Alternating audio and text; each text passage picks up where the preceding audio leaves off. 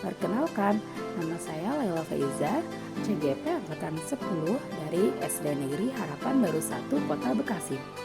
Pada video kali ini, saya akan memaparkan kegiatan yang telah saya lakukan pada aksi nyata penyebaran pemahaman dan penerapan budaya positif di sekolah saya. Selamat menyaksikan. Assalamualaikum warahmatullahi wabarakatuh. Selamat pagi untuk kita semua. Bagaimana kabarnya Bapak Ibu? Alhamdulillah. Sehat semua ya? Alhamdulillah ya. Pertama-tama marilah kita panjatkan puji syukur kehadirat Allah Subhanahu wa taala karena telah melimpahkan rahmatnya kepada kita sehingga pada kesempatan yang baik ini kita masih diberi kesehatan untuk berkumpul bersama di ruang kelas 5B. Sholawat serta salam tak lupa kita curahkan kepada junjungan kita Habibana wa Nabiyana Muhammad Sallallahu Alaihi Wasallam yang telah mengeluarkan manusia dari gelapnya kebodohan menuju terangnya pengetahuan. Yang pertama saya mengucapkan terima kasih kepada Bapak Ibu guru maupun tenaga kependidikan SD Negeri Harapan Baru 1 yang telah turut serta dan mendukung, mensupport kegiatan pendidikan guru penggerak. Pada kesempatan ini kita akan berdiskusi bersama mengenai penyebaran pemahaman dan penerapan pengalaman budaya positif. Semoga apa yang nanti saya sampaikan bisa memberi manfaat ya untuk Bapak Ibu khususnya dalam dunia pendidikan. Ya, untuk membuka acara pada pagi hari ini, marilah kita membaca basmalah bersama. Bismillahirrahmanirrahim. Ya, pembahasan yang pertama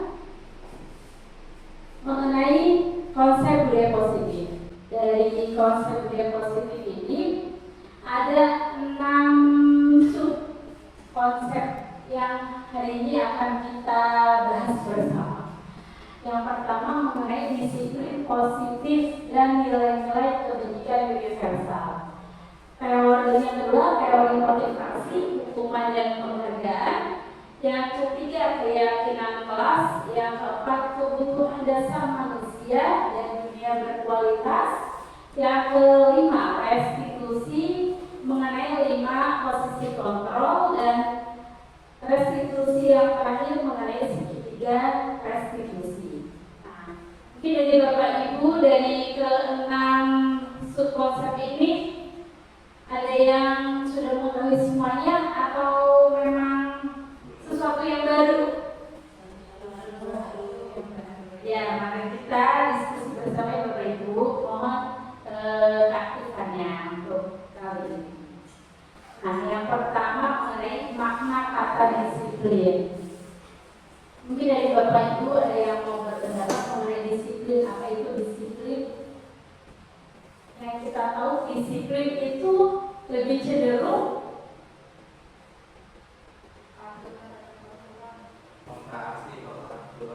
menaati, patuh. Jadi seorang itu disiplin harus patuh gitu ya, tunduk gitu ya Bapak Ibu ya. Nah ternyata makna yang selama ini kita ketahui itu sedikit agak miss ya. Jadi disiplin itu bukan berarti kita patuh harus ya, tapi di sini menurut Bapak Ki Hajar Dewantoro menyatakan bahwa untuk menciptakan siswa yang merdeka maka syarat utamanya harus punya disiplin yang kuat, yaitu disiplin diri yang berasal dari motivasi internal dari dalam diri sendiri. Jika tidak mempunyai motivasi internal, maka diperlukan motivasi eksternal atau orang lain untuk mendisiplinkan dirinya. Dalam budaya kita, makna disiplin dimaknai menjadi sesuatu yang dilakukan seseorang pada orang lain untuk mendapatkan kepatuhan.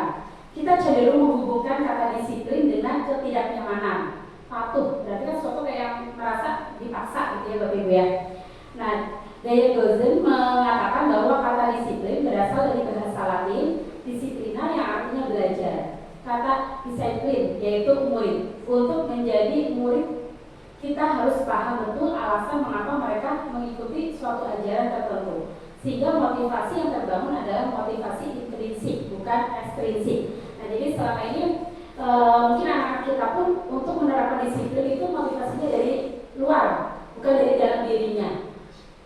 Anak harus datang tepat waktu, anak harus nurut ke bapak ibu guru bisa, atau anak harus belajar tertib. Nah, itu mereka melakukan berdasarkan peraturan ya, mungkin ya bapak ibu selama ini. Jadi mereka akan melakukan di luar aturan, khawatir nanti mendapat hukuman, paksaan kan gitu ya. Nah, jadi ternyata disiplin ini berarti belajar. Jadi anak itu belajar untuk mengembangkan dirinya yang nantinya semangatnya itu berasal dari dalam. Seperti itu.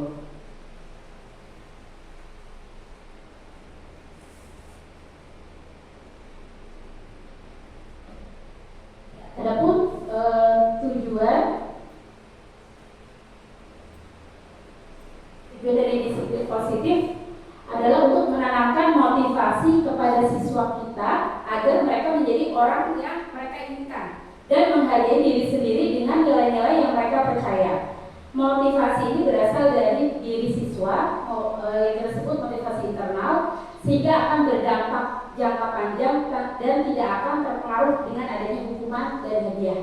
Jadi kita harapkan untuk kedepannya murid-murid kita itu bisa disiplin itu berdasarkan keyakinan mereka bahwa disiplin itu memang baik untuk dirinya gitu. Jadi bukan karena hukuman maupun mendapat hadiah.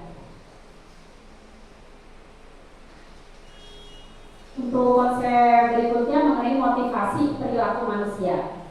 Bapak Ibu, sebelum masuk ke materi, saya ingin bertanya nih, Bapak Ibu ke sekolah ya nih setiap pagi gitu ya datang itu karena takut dihukum atau supaya mendapat hadiah atau memang menjadi sebuah kewajiban? Atau masih ada yang merasa datang biar dapat SP? Ada yang seperti itu Bapak Ibu? Takut jadi foto. Nah, kita bahas ya mengenai motivasi. Nah, jadi motivasi kita kira-kira masuk ke poin yang mana nih selama ini gitu. Jadi kita merefleksi bersama ya Bapak Ibu. Terdapat 3 motivasi perilaku manusia menurut Diane Dawson, yaitu yang pertama untuk menghindari ketidaknyamanan atau hukuman. Contoh, Bapak Ibu berkendara menggunakan sepeda motor, memakai helm. Yang pertama muncul yang ada di benak Bapak Ibu apa? Kenapa harus pakai helm? Ya, takut ada polisi. Wah, ternyata ada macam-macam ya. Yang pertama takut ada kalau ada polisi nanti ditilang. Berarti motivasinya itu karena takut dapat hukuman gitu ya, tidak nyaman.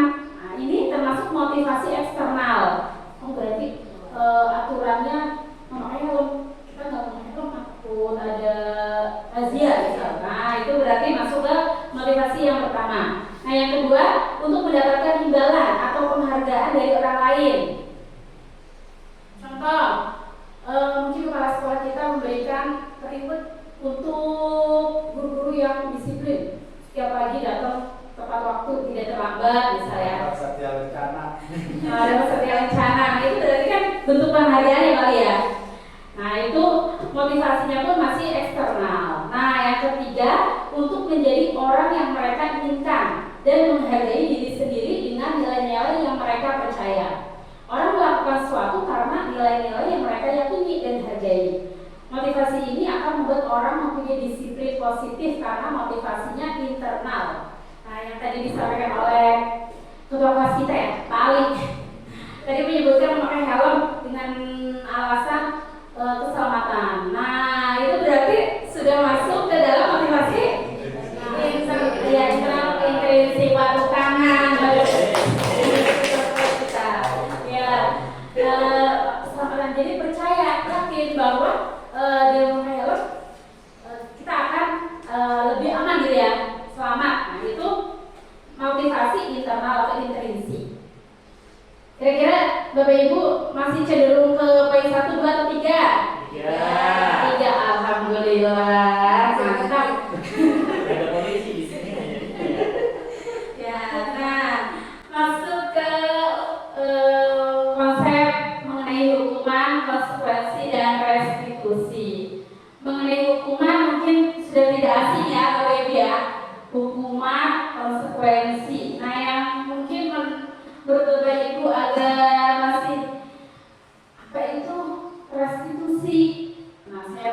mendapatkan ilmu ini ketika mengikuti pendidikan guru penggerak. Nah, untuk hukuman itu tidak terencana dan tiba-tiba. Murid tidak tahu apa yang akan terjadi atau tidak dilibatkan dalam menentukan hukuman. Bersifat satu arah, berupa hukuman fisik maupun psikis. Nah, jadi hukuman itu cenderung alangkah baiknya di dunia pendidikan itu dihilangkan ya, karena yang bukan wajib yang berwenang memberikan hukuman itu di mana Bapak Ibu? Nah, kepolisian ya, memberi hukuman.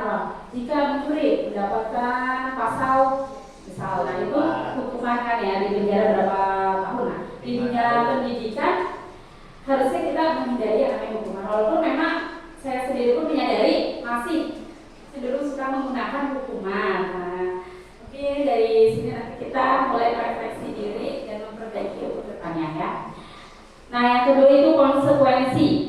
Lebih terencana, disepakati sesuai peraturan, murid tetap dibuat tidak nyaman, sikap guru selalu memonitor murid. Nah, konsekuensi pun di sini masih ada positif negatifnya ya. Walaupun memang sudah disepakati bersama dengan murid, namun di sini masih membuat murid itu tidak nyaman. Dan juga guru di sini sebagai pemantau. Wah, kamu salah nih. Apa yang harus kamu lakukan nih? Nah, berarti kan memantau ya, kamu sudah salah, konsekuensinya apa? Ayo mencari guru minta tanda tangan misal. Nah, itu bentuk konsekuensi masih membuat anak itu tidak nyaman. Yang ketiga adalah restitusi. Nah, ini merupakan solusi yang saat ini sih yang terbaik ya untuk bisa diterapkan di sekolah. Yaitu proses menciptakan kondisi bagi murid untuk memperbaiki kesalahan. Nah, proses dialog atau kolaborasi yang mengajarkan murid untuk mencari solusi sendiri.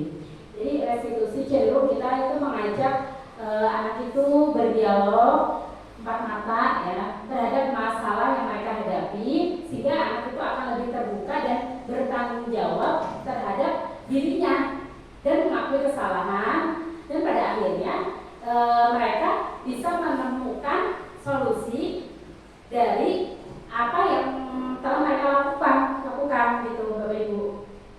Jadi lebih adem juga ya Bapak Ibu ya, penyelesaian masalahnya lebih terbuka dan juga anak lebih bertanggung jawab dan juga mandiri. Mungkin ada tanggapan mengenai hukuman, konsekuensi maupun restitusi? Boleh, Bapak. Assalamualaikum warahmatullahi wabarakatuh. Ya, menanggapi pembicara masalah hukuman, bukan berarti ya yang seperti saya baca itu di dalam satu teori tentang hukuman. Jadi bukan berarti ditiadakan, karena hukuman itu satu, hukuman itu kan tujuannya untuk memberikan cedera ya, cedera. Ya maksudnya cedera bukan yang negatif, cedera yang positif. Ketika misalkan anak itu tidak mengerjakan tugas, kalau kita memberikan hukuman, tapi hukumannya itu yang masuk akal gitu. Misalkan ketika anak itu tidak mengerjakan soal matematika, bukan kita suruh lari, push up dan sebagainya, itu tidak ngaruh gitu ya. Jadi kita memberikan hukumannya itu, anak itu apa kita suruh mengerjakan PR di depan kelas atau dia suruh menghafal gitu. Jadi tetap ada hukuman, tapi hukumannya itu yang tidak keluar rel. Misalkan dia tadi matematika, terus dia push up, lari, hubungannya apa tuh gitu ya. Jadi misalkan matematika ya hubungannya matematika, terus kemudian misalkan tidak mengerjakan soal bahasa Indonesia, tetap dia kita kasih hukuman, apakah dia mengarang atau lain sebagainya gitu. Itu tanggapan saya. Baik, terima kasih atas tanggapannya. Ya untuk hukuman mungkin bahasa lebih halusnya ya Pak, mungkin sekarang restitusi. Hukum dengan apa nanti akan kita berikan ke anak ya, itu kan alangkah baiknya kita diskusikan dulu nih. Kamu melakukan kesalahan ya misal. Terus apa yang akan kamu lakukan nih untuk memperbaiki kesalahan itu gitu. Alangkah baiknya tetap diajak berdialog gitu ya Pak ya, supaya anak itu merasa dirinya itu oh ya saya salah dan dia tidak semakin terpuruk gitu ya. Ya tidak ada tekanan. hukuman. Betul. Mengenai hukuman, konsekuensi dan restitusi. Sudah sepakat ya Bapak Ibu ya? Iya. Oke. Selanjutnya mengenai keyakinan kelas. Setelah membahas mengenai disiplin, motivasi, dan juga tadi yang mengenai hukuman, konsekuensi dan restitusi. Selanjutnya itu mengenai keyakinan kelas. Mungkin Bapak Ibu pernah mendengar yang namanya kesepakatan ya, kesepakatan kelas maupun peraturan. Nah, yang saya ingin tanyakan, mengapa sih bukan peraturan? Kenapa sih harus keyakinan kelas? Ini ada yang mau berkomentar? Kenapa sih harus menggunakan bahasa keyakinan bukan peraturan? Kesepakatan bisa berubah setiap waktunya. Kalau keyakinan berarti sesuatu yang sudah kita tentukan. Oke, ya siap. Nah, terima kasih pendapatnya dari Bu Mega bahwa tadi kesepakatan itu bisa berubah dan keyakinan itu sudah berpegang teguh. Ya, betul sekali ya. Mengenai keyakinan merupakan nilai-nilai kebaikan atau prinsip-prinsip yang disepakati secara universal. Orang akan lebih semangat atau tergerak untuk melaksanakan keyakinannya daripada hanya mengikuti aturan. Jadi dengan keyakinan maka mereka akan lebih berusaha untuk tanggung jawab terhadap nilai-nilai yang mereka yakini. Beda dengan aturan. Kalau aturan kan harus lebih bisa memaksa itu ya, kaku, betul sekali. Kalau keyakinan lebih cenderung anak itu meyakini. Jadi memang yang nantinya muncul motivasi intrinsik. Membuat keyakinan kelas atau pembentukan keyakinan kelas.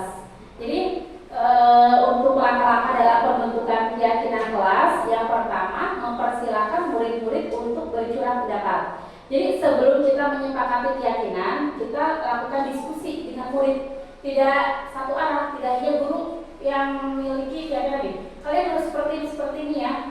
Nah, tidak ya. Jadi dalam membuat keyakinan itu harus adanya kesepakatan antara guru maupun murid. Yang kedua dibuat dalam bentuk pernyataan positif. Jadi keyakinan itu menghindari yang namanya kalimat negatif. Contoh, tidak boleh membuang sampah sembarangan. Nah, itu kan bentuk negatif ya Bapak Ibu. Nah, kalimat positifnya bisa membuang sampah pada tempatnya. Atau nilai yang paling tepat, menjaga kebersihan, kelas dan sekolah misal. Itu menjadi sebuah keyakinan. Terus tidak mengejek teman atau tidak membuli teman. Berarti nilai keyakinan ini apa Bapak Ibu? Kira-kira? Toleransi, betul sekali. Toleransi atau saling menghargai antar sesama. Jadi nilai keyakinan lebih ke kalimat positif. Yang ketiga, tidak terlalu banyak.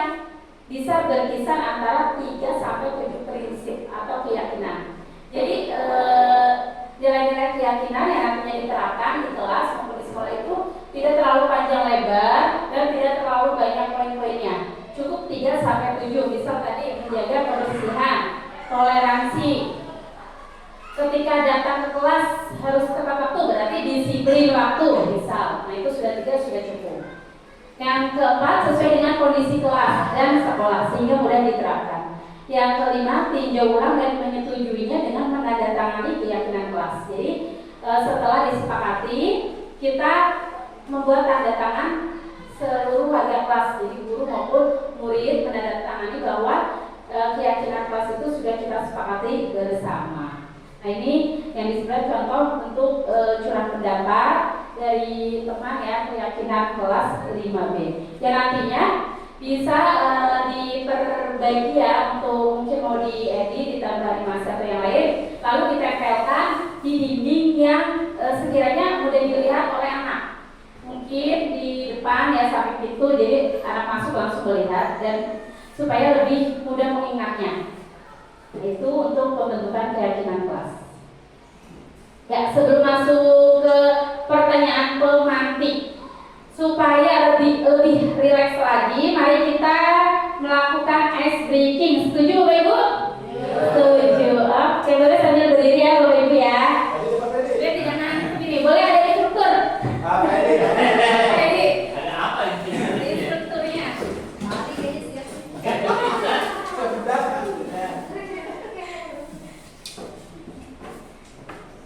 Kali lagi bukan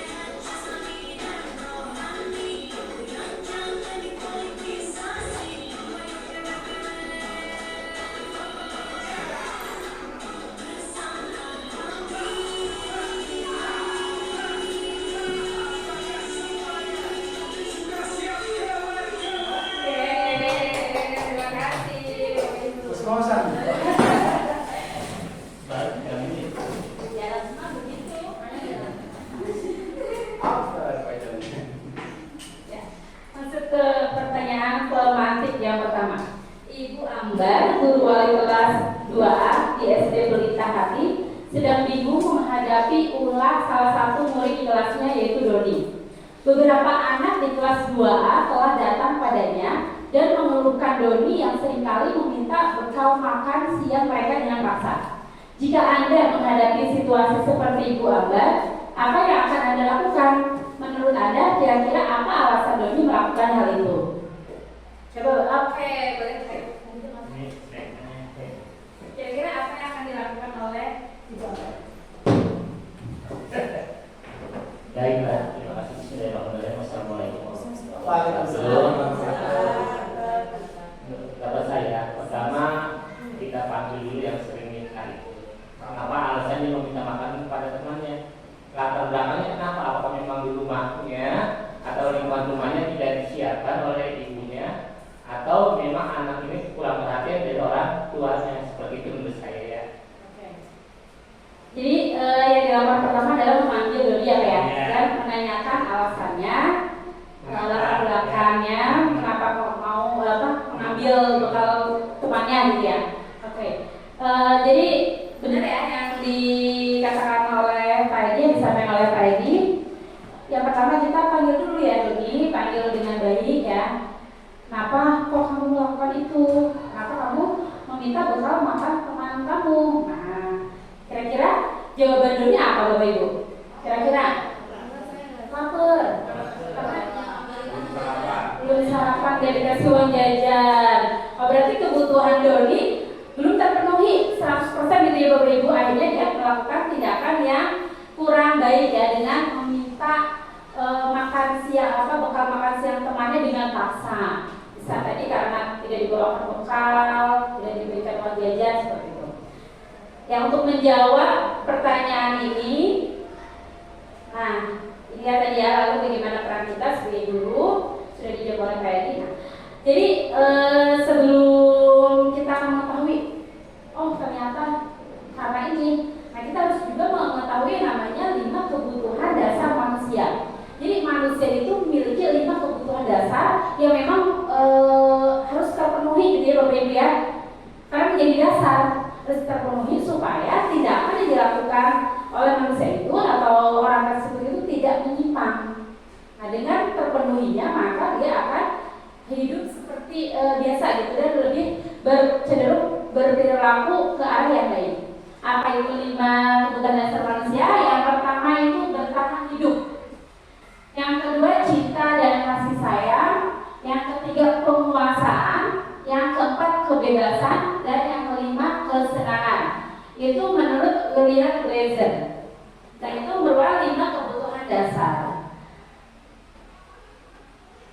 Kebutuhan dasar manusia adalah segala sesuatu yang kita lakukan untuk mendapatkan apa yang kita inginkan. Seluruh tindakan yang kita lakukan memiliki tujuan tertentu, dan semua usaha terbaik yang kita lakukan adalah dalam rangka agar kebutuhan dasar kita terpenuhi dengan baik. Nah, yang tadi kasus dari Doni, mungkin Doni itu tidak terpenuhi kebutuhan dasarnya. Yang tadi ya, tidak mendapatkan perhatian dari orang tua, tidak diberikan bekal, uang jajan. Berarti Doni itu membutuhkan yang namanya kasih sayang orang tua. Atau mungkin karena senang, misal Bu, saya senang Bu meledekin ini karena lucu kalau diledekin misalnya. Nah, berarti dia cenderung ke kesenangan, kebutuhan dasar kesenangan yang belum terpenuhi, akhirnya dia mencari cara untuk memenuhinya. Nah, itu itu dengan mengambil paksa temannya, mungkin dengan melihat raut wajah temannya yang jengkel atau apa, dia senang, wah lucu gitu. Nah itu ada kan ya seperti itu ya Bapak Ibu ya. Kayak Pak Ali makan.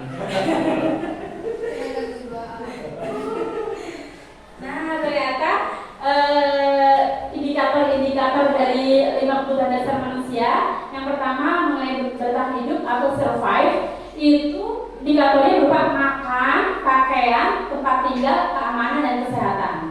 Itu untuk kebutuhan dasar bertahan hidup.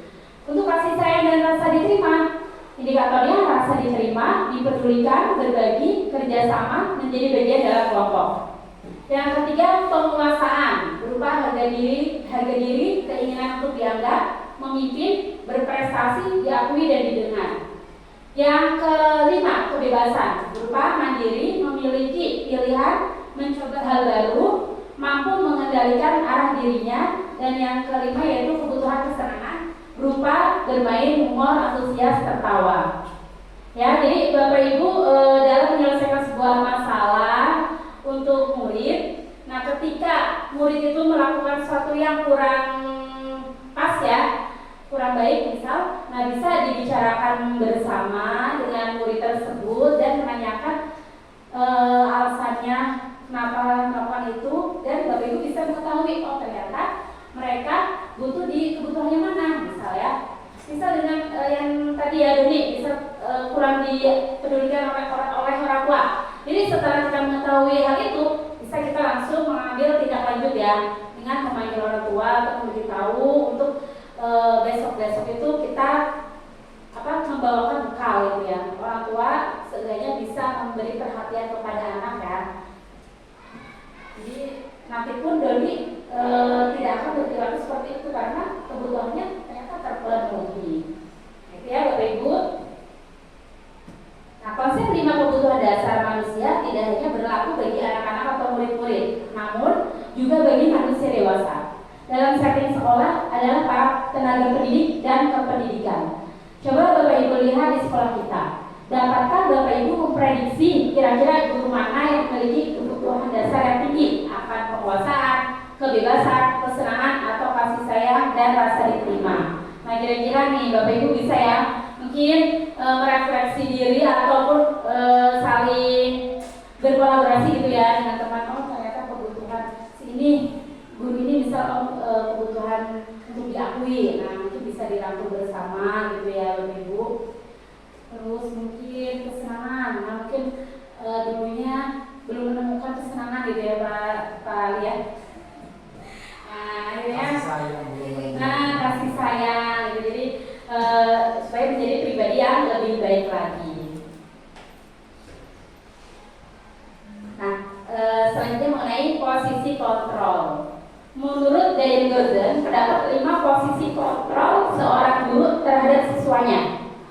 Yang pertama penghukum, yang kedua pembuat merasa bersalah, yang ketiga teman, yang keempat pemantau, yang kelima manajer.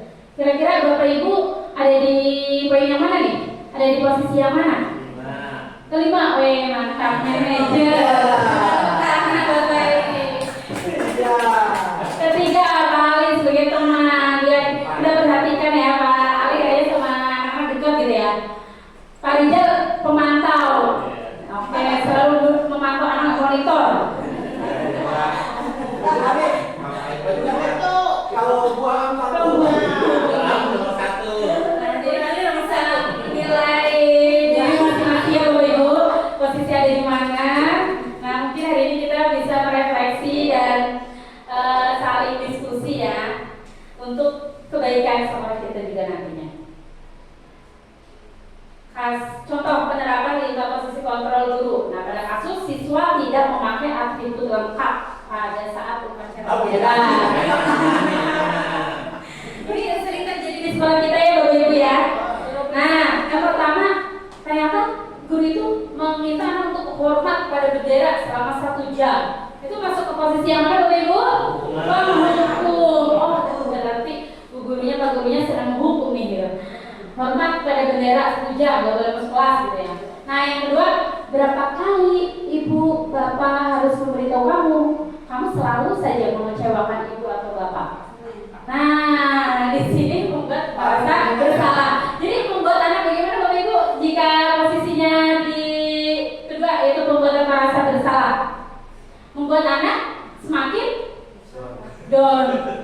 menilai dirinya buruk. Ih, saya sudah dinilai buruk sama guru, berarti apa yang akan saya lakukan kayaknya salah mulu nih gitu ya. Nah, ini kalimat yang keluar seperti ini kurang lebih ya Bapak Ibu ya. Nah, yang ketiga, ayo dong ikuti aturan sekolah, tolong bantu ibu ya sekali ini saja misal. Terus ya sudah, tidak apa-apa, lain kali jangan sampai berbuat seperti ini lagi ya. Nah, ini lebih cenderung sebagai teman di sini. Tolong ya, tolong bantu dong gitu ya. Nah, itu sebagai teman. Yang berikutnya, kamu sudah melanggar peraturan sekolah. Kamu tahu konsekuensinya. Nah, tahu. Kamu sudah tidak mengerjakan tugas nih. Kamu tahu konsekuensinya apa? Misal, nah ya, itu berarti menjadi pemantau keluar dari kelas gitu ya. Kesepakatan kita membersihkan toilet, misal. Nah itu ternyata masih ke pemantau. Jadi kalau pemantau itu lebih cenderung memberikan konsekuensi. Yang tadi dikatakan Kak Edi menjadi manajer, wah ternyata ini yang menjadi puncaknya. Dan alangkah baiknya jika dimiliki oleh seorang pendidik ya, yaitu apakah kamu tahu kesalahanmu? Kira-kira bagaimana kamu memperbaiki kesalahanmu? Nah, ini ya. Jadi lebih cenderung kita melakukan dialog dengan anak tersebut supaya anak itu mampu menilai dirinya dan juga memberikan solusi untuk permasalahan yang dihadapi olehnya juga. Agak pegangan Pak Edi. Nah, cenderung ada pede gitu ya Pak Edi. Jadi manajer ya di sini. Ini yang diharapkan sih di dunia pendidikan gitu ya, guru itu sebagai manajer. Selayaknya seorang manajer kan berarti menuntun ya, membimbing karyawannya atau anak buahnya ya supaya tetap memberikan yang terbaik gitu ya Bapak Ibu. Nah, posisi kontrol apa yang sudah Bapak Ibu terapkan selama ini? Boleh yang mau berpendapat? Kira-kira yang mana yang kedepannya pengen jadi seperti apa gitu? Ya, saya awal dari apa ya? Kalau saya cenderung ke teman ya, ke teman. Kenapa? Karena kebetulan saya bikin kelas rendah.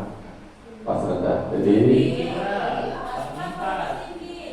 kalau rendah, kalau tinggi mas, iya, ya. Pokoknya mas transisi ya. Jadi karena saya pengalaman dulu ngajar di TK ya, di Prima Harapan tuh di dekat Polsek. Saya pernah ngajar 5 tahun di TK itu. Jadi saya cenderung apa namanya lebih dekat ke anak gitu kan, Jadi kalau saya cenderung ke teman gitu. Kayaknya Kak Ali ingin berubah menjadi manajer atau tetap nyaman jadi teman? Beda kalau saya di kuliah memang ya seperti kayak manajer gitu. Tapi kalau itu saya terapkan di seperti teman. Ya, terima kasih Pak Ali. Menanggapi ya mengenai yang dikatakan oleh Pak Ali, posisi kontrolnya masih di teman. Ya memang ada baiknya Pak Ali ya. Jadi anak itu akan lebih dekat dengan kita gitu ya. Namun ada sisi kurangnya Pak Ali ya, pasti ya memang ada sisi kurang. Untuk kurangnya jadi anak itu lebih cenderung akan melakukan sesuatu itu dari guru tersebut karena merasa dengan guru itu mereka akan dilindungi gitu kan. Kalau teman kan melindungi gitu ya, terus menjaga gitu ya, kalau terjadi kenapa-napa langsung ya sigap gitu ya Pak Ali ya.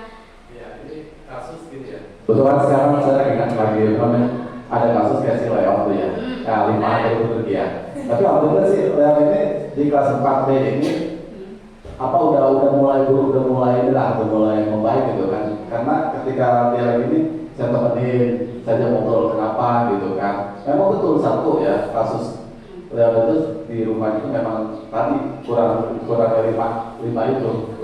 Nah itu saya dapat dari si Leo gitu kan. Karena ada papahnya kasar gitu kan, mamanya kasar gitu. Kata saya, kenapa kamu kalau ngomong gitu, misalnya maaf kalau kata Jawa itu sayang gitu kan, sayang kenapa? Karena mama aku gak pernah sayang sama aku. Nah gitu, jadi saya nerapin teman gitu. Jadi ternyata ada kasus ya di kelas Ali, seorang murid ya yang memang kebutuhan dasarnya berupa kasus saya belum terpenuhi, akhirnya mencari perhatian di kelas yang membuat kurang nyaman ya untuk teman-teman yang lain gitu. Nah yang dilakukan Pak Ali sebagai teman, kalau di sini nanti bisa ke manajer juga ya Pak Ali ya. Jadi berdialog, mencari solusinya bersama, mungkin bagaimana kedepannya kamu mau seperti apa nih, mau menjadi seperti apa nih, nah, supaya ada keyakinan yang sesuatu tersebut itu yakini gitu. Setelah muncul dalam hati keyakinan saya seperti ini, ya semoga bisa membuat anak itu berubah ke yang lebih baik lagi seperti itu.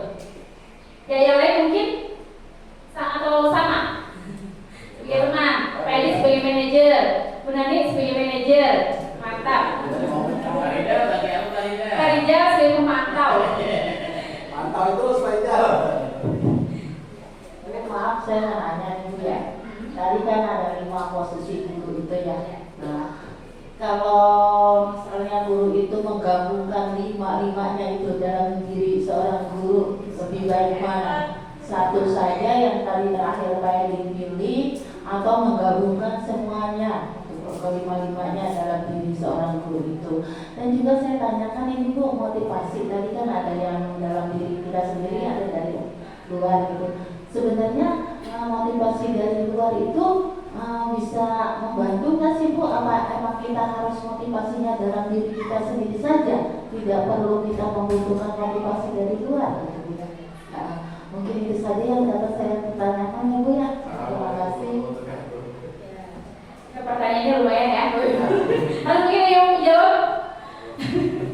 Ya, mengenai 5 posisi kontrol guru yang memang pada puncaknya itu lebih ke manajer. Namun kita pun tidak memungkiri ya bahwa situasi kondisi di dalam kehidupan ini pun akan berubah-ubah ya. Baik itu dalam diri kita maupun lingkungan kita juga berubah-ubah. Jadi kalau menurut saya ya Bapak Ibu, setelah kita mempunyai posisi kita sebagai manajer, berarti kan kita sudah melewati si tahapan-tahapan yang awalnya jadi penghukum, awalnya jadi pemantau, awalnya jadi teman, kita kan sudah melewati nih. Nah mungkin alangkah baiknya jika kita itu memposisikan sebagai manajer. Jadi setelah tahu oh ternyata penghukum kurang pas gitu ya, malah akan membuat anak tersebut merasa dirinya itu gagal gitu kan ya, menjadi identitas yang gagal. Terus merasa terkucilkan masih ada di teman. Ketika mendapat hukuman, wah berdiri kelihatan banget yang gak misal berdiri di lapangan, hormat bendera. Teman-teman yang lain kan pasti melihat ya dihukumnya, gitu kan, pasti diledek gitu ya Bapak Ibu ya. Nah, jadi alangkah baiknya jika kita itu memposisikan itu sebagai manajer gitu.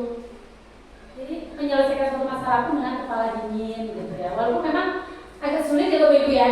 Saya pun sendiri ya walaupun sudah mengetahui ininya ilmunya dari guru penggerak ini, ketika berhadapan langsung dengan anak kadang pun terlupa. Jadi banyak-banyak istighfar juga sih Bapak Ibu. Dalam hati, astagfirullah gitu. Saya sudah salah nih gitu kan ya.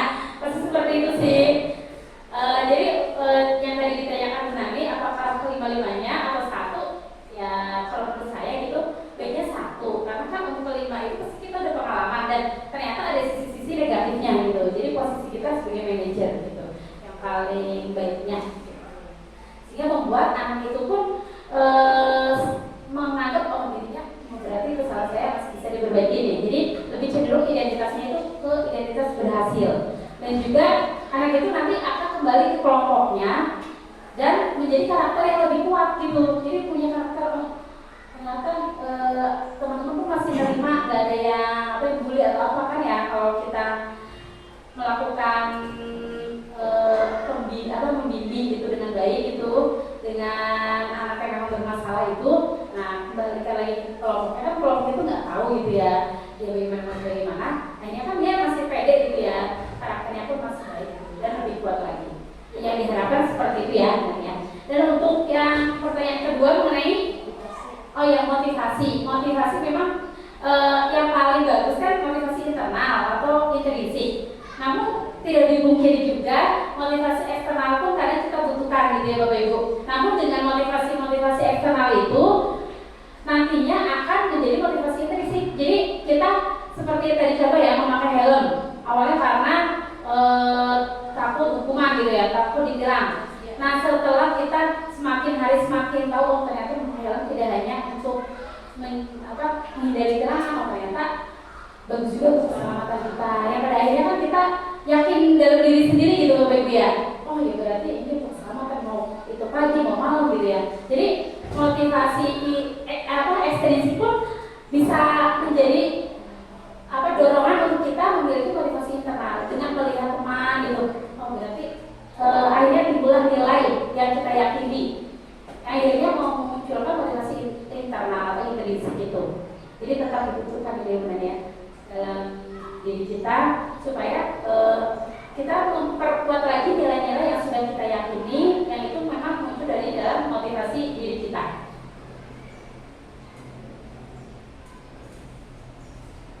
Nah, selanjutnya yaitu tahapan restitusi. Menurut Gozen, restitusi merupakan proses menciptakan posisi bagi siswa untuk memperbaiki kesalahan mereka, sehingga mereka bisa kembali pada kelompoknya dengan karakter yang lebih kuat. Restitusi dapat membantu siswa menjadi lebih mempunyai tujuan disiplin positif dan memulihkan dirinya ketika berbuat kesalahan. Restitusi menguntungkan korban dan si pembuat salah atau win-win solution. Nah, di sini seperti tadi kasus Doni ya, misal dengan kita mengajak bicara baik-baik dengan Doni, kita mengetahui alasannya dan kita pun beri kesempatan Doni untuk menemukan solusinya. Nah, kira-kira langkah apa yang akan kamu lakukan untuk memperbaiki ini? Dengan seperti itu kan dia akan lebih terbuka lagi. Oh ibu, saya besok tidak lagi berbuat hal dan yang sudah saya minta paksa saya kembalikan. Nah, akhirnya si korban pun kan jadi ini juga ya, udah dirugikan gitu ya, dirugikan. Dan yang si pembuat masalah pun dia akan selesai masalahnya dan menemukan solusinya. Jadi di sini the win-win solution. Nah, dalam tahapan segitiga restitusi terdapat tiga tahapan. Yang pertama, menstabilkan identitas. Jadi sebelum kita menanyakan alasan, kita membuat anak itu stabil identitasnya. Jadi membuat identitas gagal yang kesalahan itu menjadi identitas yang berhasil. Adapun kalimatnya bisa seperti ini: setiap orang pasti pernah melakukan kesalahan. Terus ibu tidak mau mencari siapa yang salah, tapi ibu ingin mencari solusi dari permasalahan ini. Langkah yang kedua yaitu validasi tindakan yang salah. Di sini kalimatnya berupa kamu tentu punya alasan mengapa melakukan hal itu. Terus adakah cara yang lebih efektif untuk mendapatkan apa yang kamu butuhkan? Nah, ini bisa menjadi solusi Bapak Ibu ketika menghadapi suatu permasalahan dengan siswa ya. Yang ketiga yaitu menanyakan keyakinan. Nilai-nilai apa yang telah disepakati bersama? Nah, kamu ingin menjadi orang yang seperti apa? Nah, semoga dengan tahapan-tahapan ini anak itu menjadi karakter yang lebih kuat dan bertanggung jawab terhadap apa yang telah dilakukannya. Ya, Bapak Ibu ya. Mungkin memang agak sulit ya untuk diterapkan apalagi kita di jenjang sekolah dasar. Namun dengan proses dan juga memang kesadaran kita juga untuk perbaikan pendidikan kita ya, semoga bisa diterapkan dengan baik di sekolah kita. Nah, di sini pun saya sudah menerapkan yang namanya segitiga restitusi dan juga membuat keyakinan kelas.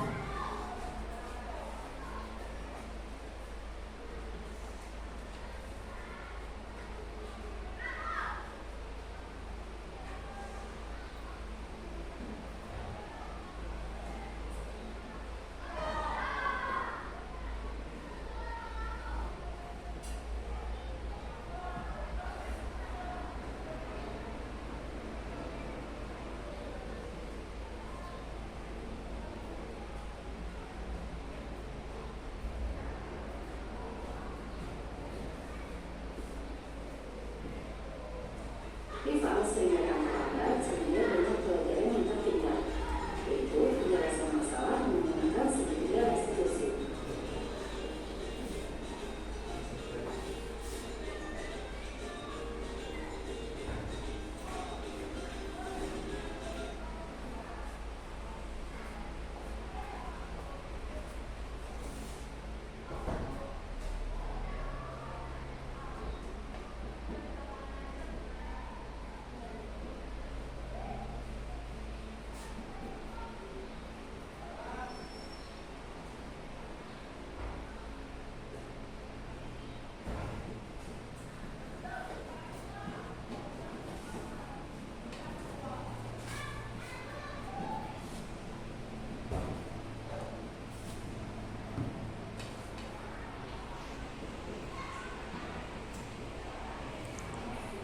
Bapak Ibu.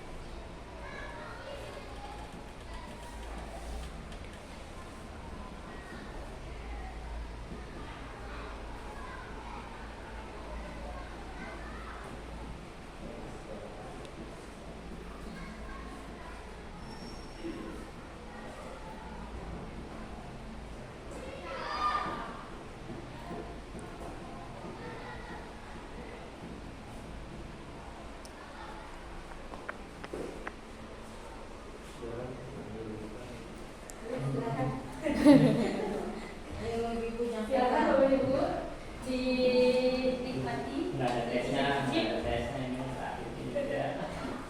Ini ada tesnya kok. Boleh sambil makan. Boleh.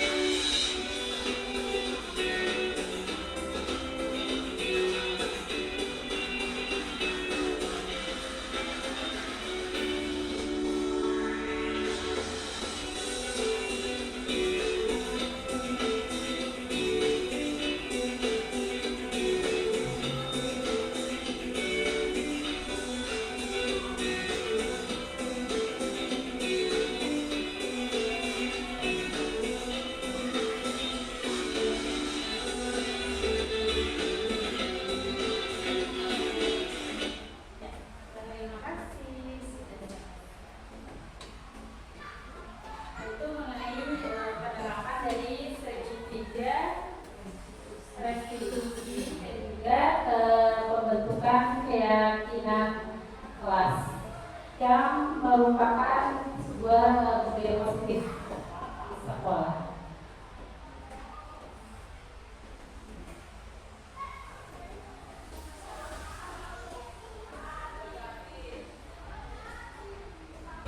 Terima kasih guys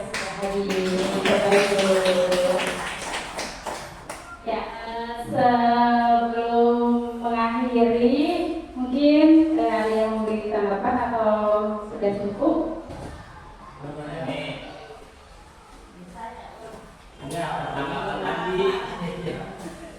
Kata-kata penutup.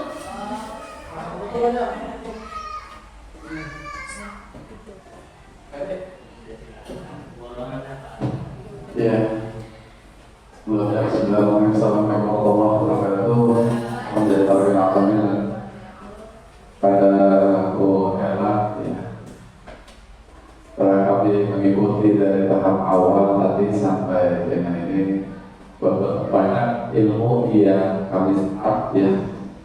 Bahkan ada ilmu baru gitu buat ini ya, yang dapat kami serap. Mudah-mudahan dengan adanya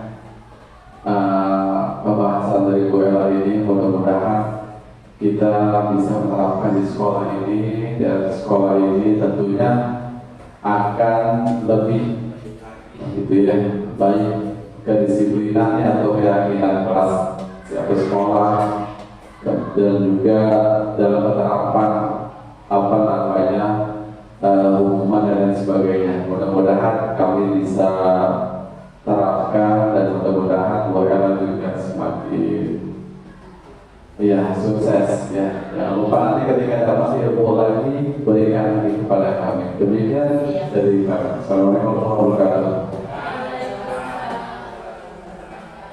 Terima kasih. Kalian kita maju bersama ya. Kali ada jarum di guru penggerak. Guru penggerak, tergerak, bergerak, menggerakkan. Boleh Bapak Ibu ya? Tergerak, bergerak, menggerakkan. Guru penggerak, bergerak, menggerakkan. Ya, untuk mengakhiri pertemuan pada hari ini, kita mengucapkan hamdalah bersama. Alhamdulillahirabbil alamin. Ya, saya akhiri. Akhir kalam. Wassalamualaikum warahmatullahi wabarakatuh.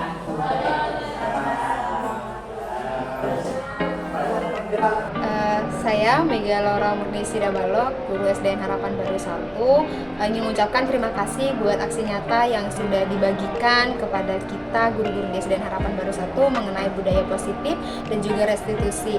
Nah, yang tadinya kita belum tahu bagaimana untuk menerapkan budaya positif di sekolah itu. Nah, tadi dengan penjelasan dari Bu Ella, dengan melalui aksi nyata yang dibagikan itu, kita semakin mengerti bagaimana sebenarnya sebagai pendidik yang benar di sekolah itu. Dan juga tadi hal yang menarik yang lainnya, yaitu mengenai restitusi. Bagaimana sebenarnya di sekolah itu bukan lagi tentang hukuman ataupun menjadi mentor begitu ya, atau menjadi pengawas, tapi bagaimana supaya kita pun bisa mengajak anak itu untuk menemukan solusi dalam setiap keadaan atau mungkin masalah yang sedang dihadapi. Lalu terima kasih juga tadi sudah diberikan langsung contohnya bagaimana membuat keyakinan kelas dan juga bagaimana restitusi dengan anak itu pun bisa diterapkan tadinya. Jadi terima kasih, semoga ilmu yang diberikan tadi bisa bermanfaat untuk kita semua dan juga membawa kebaikan untuk sekolah kita ke depannya. Salam guru penggerak.